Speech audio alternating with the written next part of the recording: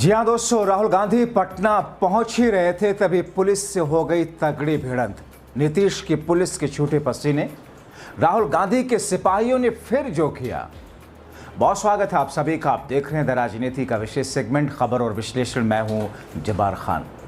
तो क्या वाकई भारतीय जनता पार्टी और एनडीए के नेता बिहार चुनाव से पहले बुरी तरीके से दहशत में हैं?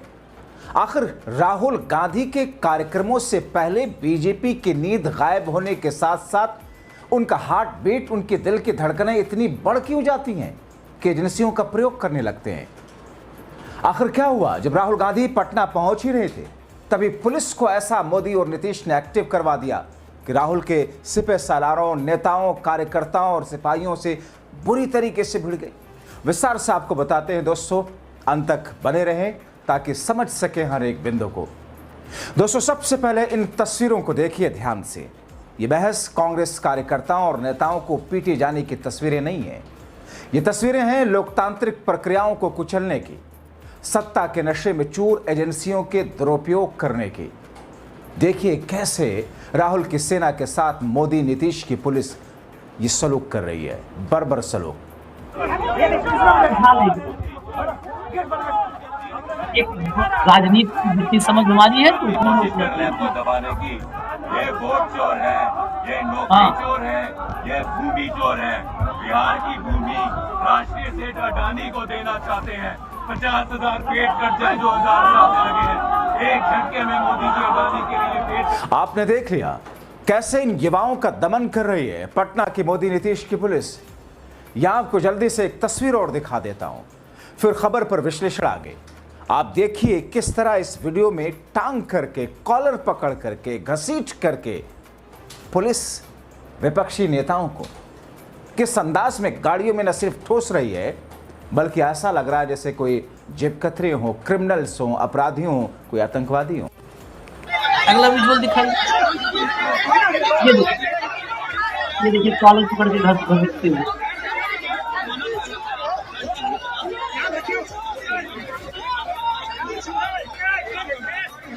ये पटना की तस्वीरें हैं, इनको चलने दीजिएगा। मैं सवाल पे जाता हूँ, बीच बीच में फुटेज चलाते रहिए ताकि सनद रहे बिहार वालों को कि कैसे नौकरी मांगोगे तो लाठी पाओगे, प्रोटेस्ट करोगे तो लाठी पाओगे, अपना हक मांगने आओगे पटनम तो लाठी के लाल निशान लेके घर जाओगे। बेचारे माँ बाप वहां पर हल्दी लेकर के बैठे रहते हैं, सोचते हैं कि जाएगा बेटा तो नौकरी लेके आएगा, और उधर से लेके आता है लाल लाठी के निशान। घर पे हल्दी 4 दिन 6 दिन लगाना पड़ता है। दरअसल दोस्तों, राहुल गांधी पटना पहुंच रहे हैं और 84 वर्षों के बाद में बिहार के अंदर कांग्रेस पार्टी की कांग्रेस वर्किंग कमेटी की बैठक होने जा रही है, यानी कि चुनावी स्टेट है। और ऐसे में राहुल गांधी ने जिस अंदाज में बीते दिनों जो कुछ कार्यक्रम किया, जो कुछ रैलियां और सभाएं की, मतदाता अधिकार के बाद में बिहार के अंदर एक अलग सी स्थिति इंडिया गठबंधन के पक्ष में दिखाई दे रही है। ये मैं नहीं कह रहा, ये बिहार की राजनीति को नजदीक से देखने वाले लोग मान रहे हैं। दरअसल राहुल गांधी के पटना पहुंचने के वक्त ही बीजेपी और एनडीए के लोग इस तरह बौखलाए हुए हैं कि कांग्रेस पार्टी के नेताओं और कार्यकर्ताओं के साथ में यह सलूक करवाया, क्योंकि ये लोग सरकार पर, पटना और दिल्ली की सरकार पर और भ्रष्टाचार के मुद्दे को लेकर के सीएम आवास का घेराव करने निकले थे। यह है यूथ कांग्रेस के राष्ट्रीय अध्यक्ष उदय भानु। यूथ कांग्रेस के राष्ट्रीय अध्यक्ष उदय भानु कहते हैं कि केंद्र सरकार ने चुनाव आयोग के माध्यम से वोट चोरी करने की कोशिश की, अडानी को मुफ्त में जमीनें दी, लेकिन अब जवाब नहीं दे रही है। सवाल पूछने पर लाठियां मिल रही हैं। ये लोग शांतिपूर्ण प्रदर्शन करने की कोशिश कर रहे थे, मगर इनको घसीटा जा रहा है, इनको टांगा जा रहा है, इनको उठाकर फेंका जा रहा है। दरअसल दोस्तों, पटना में बिहार युवा कांग्रेस ने केंद्र और राज्य सरकार के खिलाफ प्रदर्शन आयोजन किया। कांग्रेस नेता सीएम हाउस का घेराव करने के लिए सदाकत आश्रम से निकले और इसी बीच में जब पुलिस उनको रोकने लगी, जाहिर तौर पर जब कोई आंदोलन होता है, जब कोई रैली होती है, जब कोई प्रदर्शन होता है, नारेबाजी तो होती ही है। और इस बीच में सबसे फेवरेट नारा लोगों का क्या है, आप सोचिए। 3 सेकंड में आपको देता हूं। सबसे फेवरेट नारा वोट चोर गद्दी छोड़, जैसे किसी वक्त में था। बहुत हुई महंगाई की मार, अब की बार फलाने सरकार, वैसे इस बार ये हिट कर रहा है। ऐसी स्थिति में लोग नारेबाजी करने लगे। पुलिस ने कांग्रेस के प्रदर्शन को राजपुल के पास में बैरिकेडिंग के साथ में जबरन रोका और पुलिस उस स्तर पर आई जिस स्तर पर पुलिस को जाना नहीं चाहिए। कांग्रेसी कार्यकर्ताओं के कॉलर पकड़कर घसीटते हुए किस अंदाज में यूथ कांग्रेस के राष्ट्रीय अध्यक्ष उदय भानु को पुलिस टांग कर कैसे ले जा रही। दोस्तों, दरअसल 15 सितंबर को राहुल के सिपहसालार कांग्रेस नेता पवन खेड़ा ने पीएम मोदी के बिहार दौरे के दौरान दिल्ली में एक प्रेस कॉन्फ्रेंस की थी। पीएम पर निशाना साधते हुए कहा था कि बिहार में वोट चोरी का बंदोबस्त तो बैठाया जा रहा है, लेकिन अगर वोट चोरी से काम ना चले तो जाते जाते गौतम अडानी को सारी चीजें सौंप रहे हैं। दरअसल मोदी नीतीश की सरकार पर 3 प्रमुख आरोप हैं।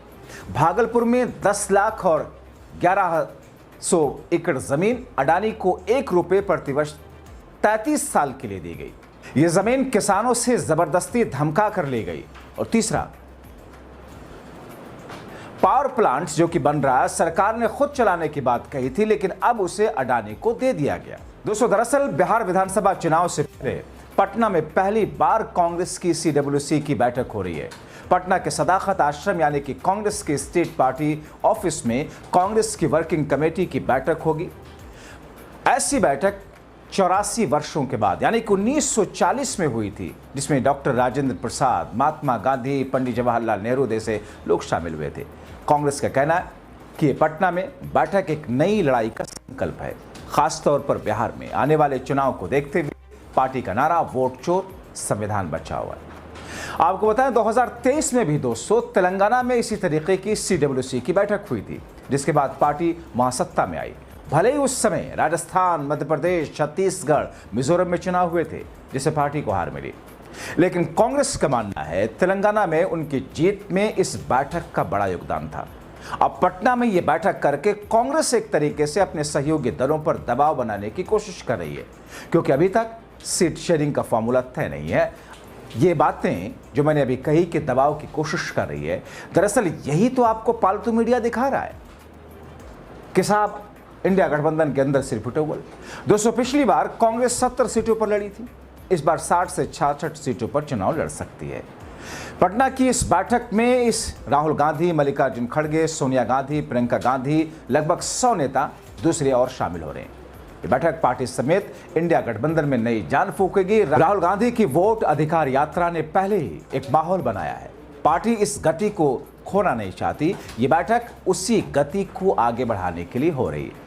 मगर राहुल गांधी इधर पटना पहुंच रहे थे, उधर नीतीश और मोदी की पुलिस ने कांग्रेस के सिपहसालारों और सिपाहियों के साथ जो किया, उसके जवाब में इन्होंने भी नीतीश की पुलिस के पसीने छुड़ा दिए। जाहिर तौर पर दोस्तों, ये स्ट्रैटेजी राहुल गांधी की और राहुल गांधी की एडवाइजरी बोर्ड की एक सोची समझी रणनीति का हिस्सा है।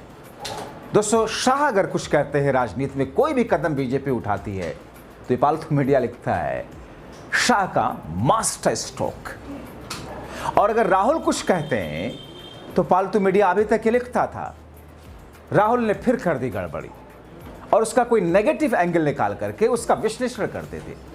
मगर दोस्तों, अब क्या है, अब स्थिति ऐसी है जिसको लेकर के ये कहा जा रहा है न सिर्फ कांग्रेस पार्टी बल्कि इंडिया गठबंधन के इस चुनाव में उत्थान को लेकर के राहुल गांधी ने जो स्ट्रैटेजी अपनाई है, उस स्ट्रैटेजी में उनको उम्मीद की किरण नजर नहीं आ रही, बल्कि यकीन से उन्हें इस स्ट्रैटेजी में भरोसा नजर आ रहा है कि साहब इस स्ट्रैटेजी वर्क करेगी।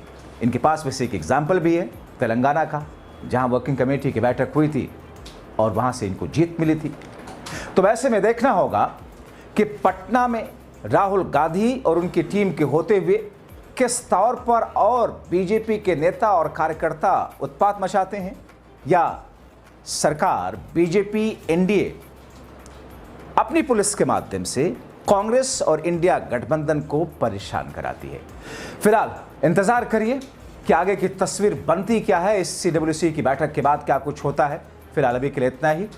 आप अपनी राय कमेंट बॉक्स में जरूर लिखें। इस खबर पर आपकी सोच क्या है। अभी के लिए इतना ही। अंत तक वीडियो देखने के लिए शुक्रिया।